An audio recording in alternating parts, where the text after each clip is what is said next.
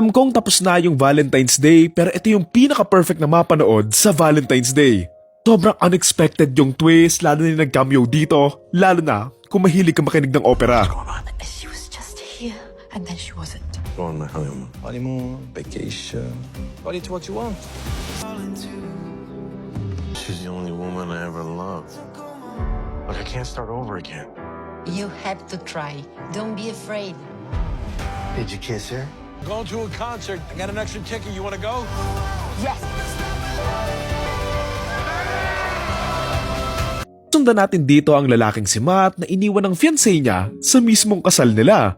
Gustuhin man niyang umuwi na lang, ang problema dito, hindi na pwedeng ma-refund or ma-cancel yung honeymoon trip nila. Kaya naman kahit mag-isa, tumuloy pa nga rin siya doon sa trip kung saan may makikilala nga siyang mga couple na tutulong nga sa kanyang sumaya.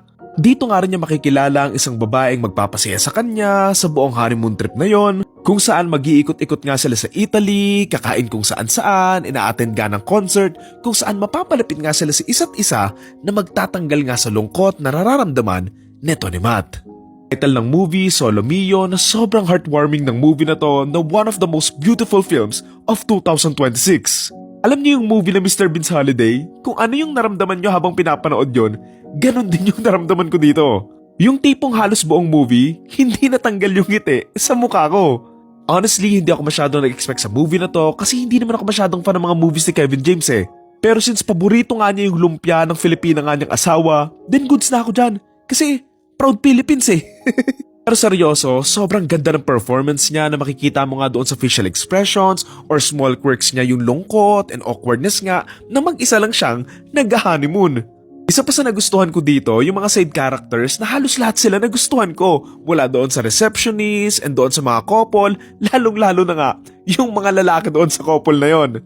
Alam mo yung para silang anghel tsaka demonyo na bubulong nga kay Matt kung paano siya makaka-move on doon sa asawa niyang iniwan siya.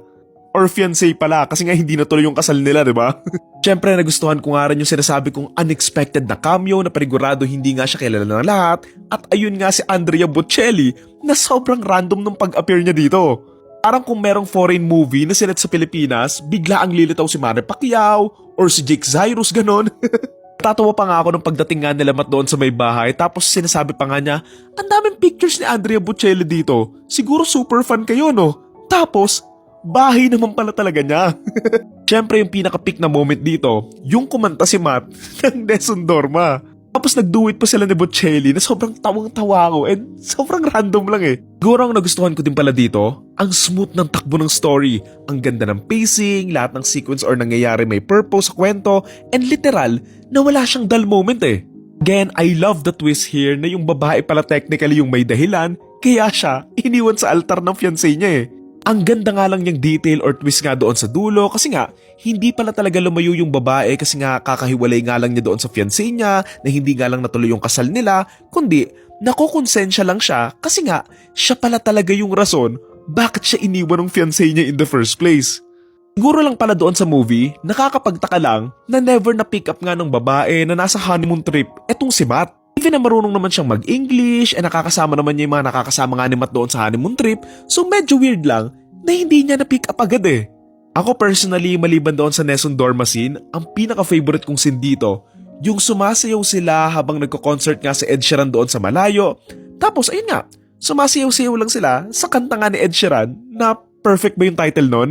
No, super cute lang ng scene na to, ang ganda ng shot, ang ganda ng music doon sa mismong moment, and yung meaning nga nung mismong scene na to doon sa buong movie, wala lang, it's so perfect. So yun, ang ganda ng movie na to, one of the best films of 2026 so far, and sana maraming ang makapanood nito kasi this film shows na hindi mo kailangan ng big action sequences or maraming CGI or VFX or mga superheroes para maging maganda yung movie mo eh. Kumbaga, ang kailangan mo lang, magandang pagkakasulat sa isang simpleng kwento lang.